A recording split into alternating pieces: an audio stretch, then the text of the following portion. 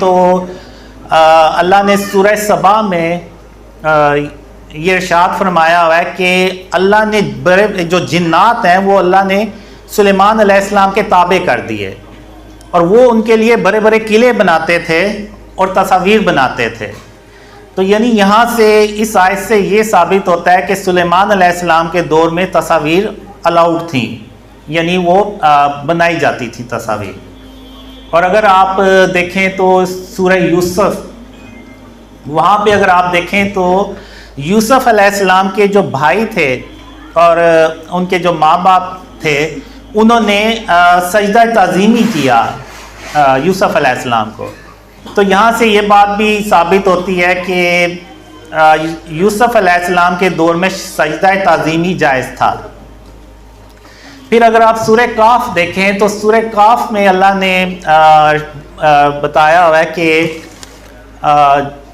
جو لوگ تھے، جب اصحاب کاف دوبارہ اللہ نے ان کو جگایا تو کچھ لوگوں نے یہ مشورہ دیا کہ ہم ان کی جگہ پہ مزار بنائیں گے، بلڈنگ بنائیں گے، یعنی مزار بنائیں گے۔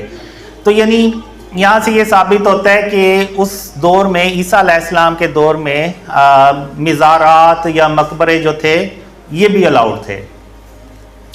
تو جب حضرت محمد صلی اللہ علیہ وسلم، اللہ کے آخری رسول صلی اللہ علیہ وسلم آئے تو آپ صلی اللہ علیہ وسلم نے جو سجدہ تعظیمی تھا اس کو بھی حرام، یعنی شرک کی کیٹیگری میں ڈال دیا، اور جو تصاویر تھیں ان کو بھی حرام قرار دے دیا، یعنی شرک کی کیٹیگری میں ڈال دیا۔ اور جو مزارات ہیں، یعنی ایک حدیث ہے کہ آپ صلی اللہ علیہ وسلم نے حضرت علی رضی تعالیٰ عنہ کو یہ مشن دیا کہ جتنی بھی قبریں ہیں ان سب کو برابر کر دیں، اور جتنی بھی تصاویر اور بت ہیں ان سب کو توڑ دیں اور ختم کر دیں۔ تو آپ صلی اللہ علیہ وسلم نے یہ تینوں چیزیں ختم کر دی، کیونکہ آپ صلی اللہ علیہ وسلم کو پتہ تھا کہ بعد میں جو ہے نا یہ امت مقبرے بنا کے، مزار بنا کے، تو وہ وہاں پہ منتیں مانگیں گے۔ سجدے بھی ہم نے کرتے ہوئے دیکھا۔ اگر آپ دیکھیں تو ہمارے یہ جو پچھلے وزیر اعظم تھے عمران خان، انہوں نے تو ایک قبر کو جا کے سجدہ بھی کیا۔ اگر وہ قبریں ساری ہم آپ صلی اللہ علیہ وسلم کی سنت پہ اور حکم پہ عمل کرتے تو وہ ساری قبریں برابر ہونی تھی، کوئی مقبرہ نہیں تھا نا، اور نہ مقبرہ ہوتا نہ یہ سجدے کرتے۔ تو اب اتنی ڈیٹیل میں حضرت محمد صلی اللہ علیہ وسلم نے اپنی امت کو شرک اور اس کی اقسام کے بارے میں بتایا۔ اب چونکہ آج ماڈرن دور ہے تو ماڈرن فارم آف شرک ہے یہ جو آپ بڑے بڑے بورڈز دیکھتے ہیں، ایون ڈیکوریشن پیسز دیکھتے ہیں ہم، یعنی اپنے گھروں میں بھی آپ دیکھتے ہیں اکثر لوگوں نے رکھے ہوتے ہیں جس پہ وہ جانوروں کی تصویریں ہوتی ہیں یا کچھ اور بنے ہوتے ہیں چیزیں، تو وہ بیسیکلی ہے تو وہ بت ہی، اور بہت سے لوگوں نے سیلیبریٹیز کی تصاویر بھی لگائی ہوئی ہیں۔ تو یہ ساری چیزیں جو ہیں نا یہ فارم آف شرک ہیں، اور یہی وہ چیزیں ہیں جس سے آپ صلی اللہ علیہ وسلم نے اپنی امت کو منع فرمایا۔ اور ایک حدیث میں ہے کہ جس گھر میں تصویر ہوگی اس گھر میں اللہ کی رحمت کے فرشتے نہیں آئیں گے۔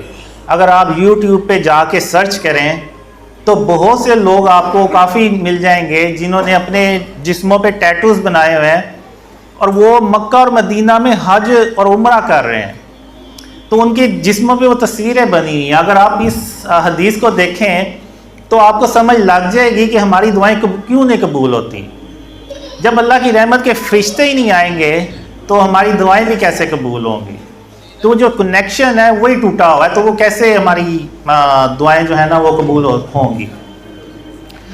تو اب یہ چیز بنی کہ اللہ نے، یعنی اللہ جو ہے نا وہ محمد صلی اللہ علیہ وسلم سے بہت زیادہ خوش ہوا، اور شرک کے بارے میں اللہ نے ارشاد فرمایا ہوا ہے، قرآن میں جگہ جگہ ارشاد فرمایا ہوا ہے، اور سورہ لقمان میں اللہ نے ارشاد فرمایا کہ شرک تو سب سے بڑا ظلم ہے، ان الشرک لظلم عظیم۔ اور ایک قرآن میں اور جگہ اللہ نے ارشاد فرمایا کہ جو شرک کرتا ہے وہ، جس نے شرک کیا اس نے گویا اپنی جان پہ ظلم کیا۔ تو اگر ہم اینڈ آف ٹائم سے ریلیٹڈ احادیث پڑھیں تو ان میں یہ لکھا ہوا ہے واضح طور پہ کہ قریب قیامت کے جو دنیا ہے نا وہ پوری شرک سے یہ ظلم سے بھر چکی ہوگی. تو ابھی کچھ دن پہلے ہم لاہور میں ایک میٹنگ کر رہے تھے, تو وہاں پہ مبشر صاحب ہیں, اگر میں غلط بھول نہیں رہا ان کا نام, تو انہوں نے یہ بات بتائی کہ جو شرک ہے وہ بیسیکلی ظلم ہے, اور وہ جو ظلم یعنی جس چیز کا وہ احادیث میں ذکر کیا گیا ہے تو وہ یہی ظلم ہے کہ وہ جو ظلم ہے نا وہ پوری دنیا میں اگر آپ دیکھیں تو پوری دنیا میں اس وقت پھیلا ہوا ہے. یعنی جو شرک ہے نا وہ پوری دنیا میں پھیلا ہوا ہے. آپ دیکھ لیں ایون مسلمان ملکوں میں دیکھ لیں, آپ بڑے بڑے بورڈز نظر آئیں گے, آپ کسی بھی ہاؤسنگ سوسائٹی میں چلے جائیں آپ کو وہاں پہ بت نظر آئیں گے پڑے ہوئے. ایون آپ کپڑوں کی دکانوں پہ چلے جائیں وہاں پہ آپ کو بت نظر آئیں گے, اور یہ وہی بت ہیں جو حضرت ابراہیم علیہ السلام نے, ایسے ہی بت تھے وہ بھی جو حضرت ابراہیم علیہ السلام نے توڑے, جو محمد صلی اللہ علیہ وسلم نے فتح مکہ پہ توڑے. تو وہ بس شکلوں میں فرق ہے, سائز میں فرق ہے, یا میٹیریل کا فرق ہوگا, باقی وہ بھی بت ہیں یہ بھی بت ہیں, وہ بھی بجان تھے یہ بھی بجان ہیں. تو آج ہم نے یہ جو شرک ہے نا یہ پوری دنیا میں پھیلایا ہوا ہے, اور یہ پوری دنیا جو ہے نا اس وقت شرک سے ظلم سے بھری ہوئی ہے. اور ہم یہ سمجھتے تھے کہ شاید وہ جو ظلم ہے وہ انسانوں پہ ہوگا یا بچوں پہ یا اس طرح سے کچھ ہوگا, لیکن بیسیکلی جو وہ شرک ہے نا وہ ظلم ہے, وہ پوری دنیا میں پھیلا ہوا ہے. اب حضرت محمد صلی اللہ علیہ وسلم کے بعد یہاں پہ میں چار جو مجھے اللہ نے خوابوں میں دکھایا, جو چار بڑے اللہ کے نبی ہیں جو ٹاپ 4 رینک میں آتے ہیں, تو ان کے بارے میں بتایا. تو میں نے ایک خاتم النبیین محمد صلی اللہ علیہ وسلم کے بارے میں آپ کو بتایا.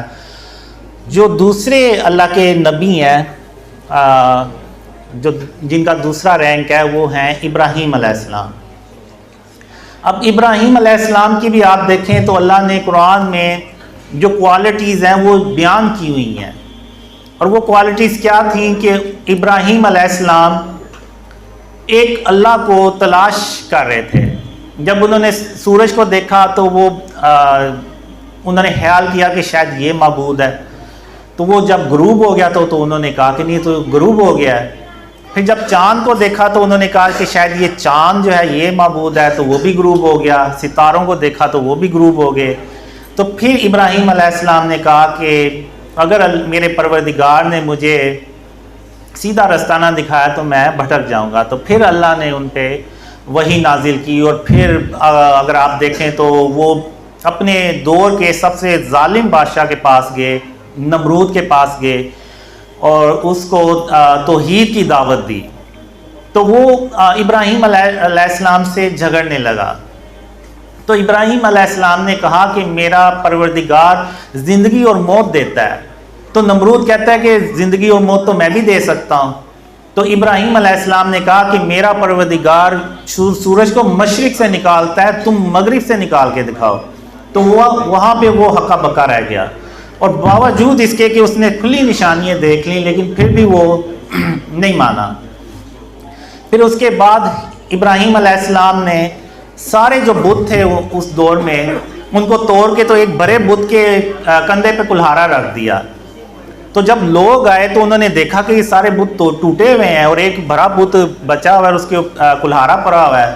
تو انہیں پتہ چل گیا کہ یہ کام ابراہیم علیہ السلام نے کیا ہے. تو جب ابراہیم علیہ السلام سے پوچھا گیا تو ابراہیم علیہ السلام نے کہا کہ جو بڑا بت ہے آپ اس سے پوچھیں, اس کے سامنے سب کچھ ہوا ہے. تو اس نے کیوں نہیں بتایا, یہ اس سے پوچھیں, آپ اس کو پتہ ہوگا. تو انہوں نے کہا یہ تو ان کافروں نے کہا یہ تو بے جان ہے, یہ تو بت ہے, یہ کیسے بولے گا.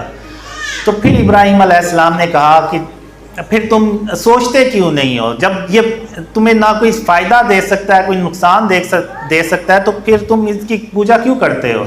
تو وہ بجائے اس کے کہ سمجھتے وہ ابراہیم علیہ السلام پہ اور غصے ہوئے, اور یہاں تک کہ ابراہیم علیہ السلام کو آگ میں ڈال دیا. تو آپ اللہ کی شان دیکھیں کہ وہ اللہ نے اس آگ کو کہا کہ ابراہیم علیہ السلام پر سلامتی والی بن جا, تو وہ سلامتی والی بن گئی, یعنی ابراہیم علیہ السلام پر وہ آگ ٹھنڈی ہو گئی.